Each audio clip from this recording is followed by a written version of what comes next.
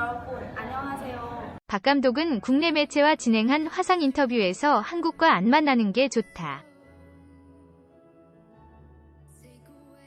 솔직히 부담스럽다며 하늘에 드시라고 생각하지만 또 부담된다고 솔직한 심정을 전했다. 이어 최종 예선에서 한 수위 팀들과 어떻게 경쟁할지 고민이다. 어떻게 하면 망신당하지 않을까 생각한다. 우리 선수들도 아시아 정상팀들과 겨뤄 자신의 평가를 받는 게 좋은 경험이 될 것이라고 말했다. 다음은 박항서 감독의 일문일답. 베트남 축구 사상 첫 최종 예선 진출 소감은? 베트남 역사상 처음으로 월드컵 최종 예선에 진출했다. 저도 올해 최우선 목표가 최종 예선 진출이었다. 아쉬운 건 어제 아랍에미리트, UAE와 경기에서 후반에 2골을 넣었지만 경기 초반에 대량 실점한 게 아쉽다. 그래도 운이 좋아 목표를 달성했다. 하지만 기쁨도 잠시다. 최종 예선에서 한 수위 팀들과 어떻게 경쟁할지 고민이다. 그래도 꾸준히 선수들과 한 게 지난 4년이었다. 베트남뿐만 아니라 한국에서도 많은 축구 팬들이 응원해준 얘길 들었다. 많은 응원과 격려 감사드린다.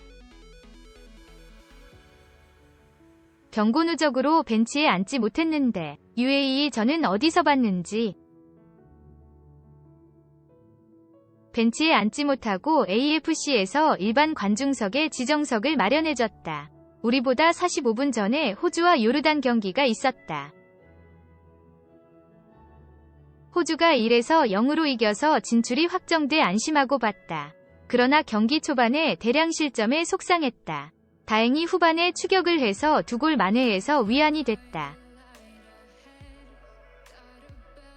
역사상 첫 최종 예선 진출하고 어떤 느낌이 들었는지. 끝나고 라커룸에 들어갔는데 말레이시아전 이기고 선수들이 통과한 것처럼 좋아하더니 어제는 져서 그런지 기분이 좋지 않더라. 부회장이 말씀하시고 선수들과 감사하고 수고했다고 얘기하고 끝났다.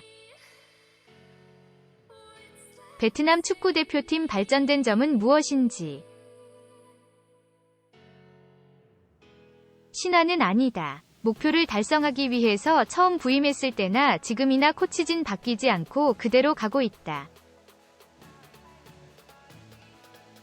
또 코치진과 스태프가 제가 하는 철칙과 규정, 전술을 숙지하고 있다.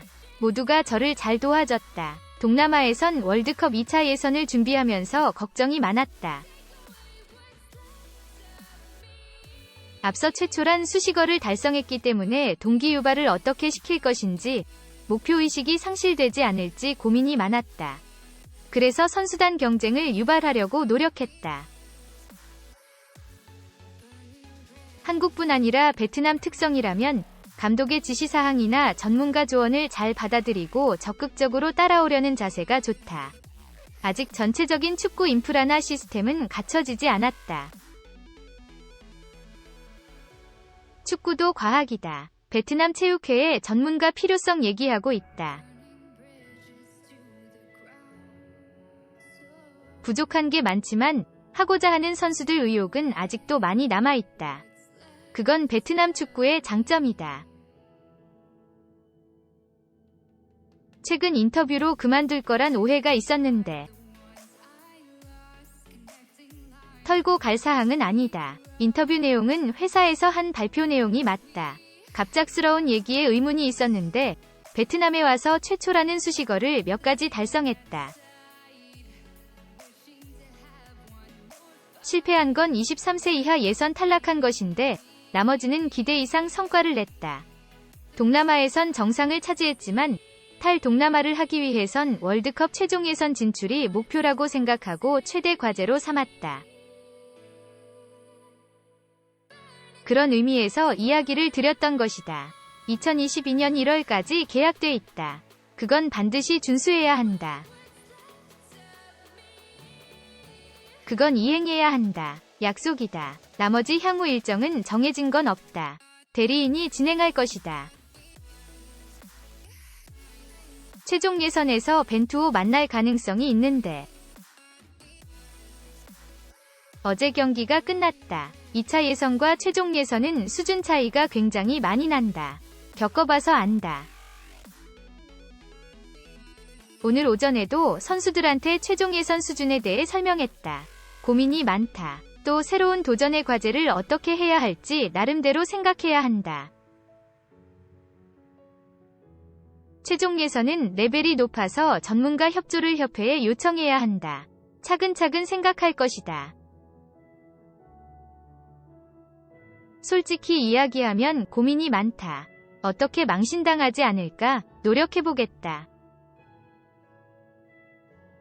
선수들도 아시아 정상팀들과 겨뤄 자신의 평가를 받는 것도 경험이 될 수 있다. 한국과 안 만나는 게 좋다. 부담스럽다. 웃음, 하늘의 뜻이라고 생각한다. 부담스럽다. 한국과 붙는다면 뿌듯할 것 같다. 감독 레벨도 그렇고 피파 랭킹이 상대가 됩니까? 뿌듯한 것보다 영광이다. 붙게 된다면 저희 입장에서 도전해보는 것이다. 한국과 하게 되면 많은 사람은 관심이지만 한국이 강팀이고 조국이라 부담스러운 게 사실이다. 베트남 축구 얼마나 더 발전할 수 있을까? 저도 잘 모르겠다. 베트남 프로팀이 1부에 14개, 2부에 10개 있다.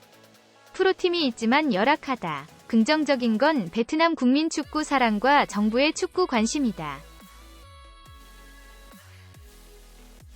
축구가 발전하려면 경제 속도와 비례해야 한다. 베트남 경제 성장 속도가 빠른 거로 안다. 저도 대표팀뿐만 아니라 프로팀에서 각 전문가가 필요하다고 생각한다. 축구는 감독 한 명뿐만 아니라 각 분야 전문가가 필요하다고 목소리를 내고 있다. 정부나 협회, 프로팀에서 관심을 보인다. 베트남 대표팀은 영양사도 없다. 의무팀에서 맡고 있다. 대표팀과 22세 이하, U22, 대표팀은 유명한 영양사를 불러서 강의했다. 반응이 좋았다. 전문가 도움받지 못하는 시스템에 문제가 있는데 재정적인 측면이 보강돼야 한다. 그게 나아진다면 축구 발전 있을 것이다. 정부와 국민의 축구 관심이 높다는 것에 의미를 둬야 한다.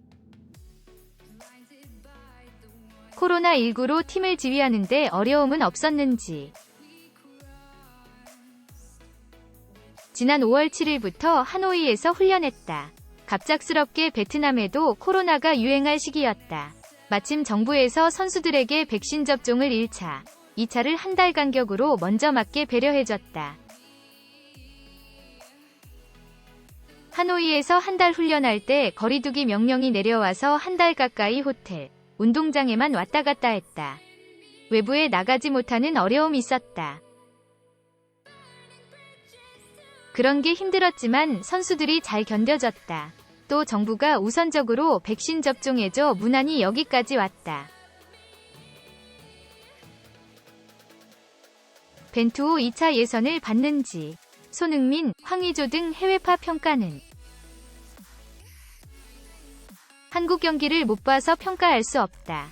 국가대표 선수지만 세계적인 수준의 리그에서 뛰는 선수들이다. 제가 보지 않았지만 세계적인 수준의 후배들이고 항상 자랑스럽게 생각한다. 후배인 고 유상철 감독이 세상을 떠났다. 어떤 심정인지. 그때 시간으로 현지 오후였다. 훈련하고 오니 김병지한테 전화가 와 있었다. 느낌이 이상해서 전화를 했더니 김 부회장이 1시간 전에 유상철 감독이 떠났다는 얘기를 들었다.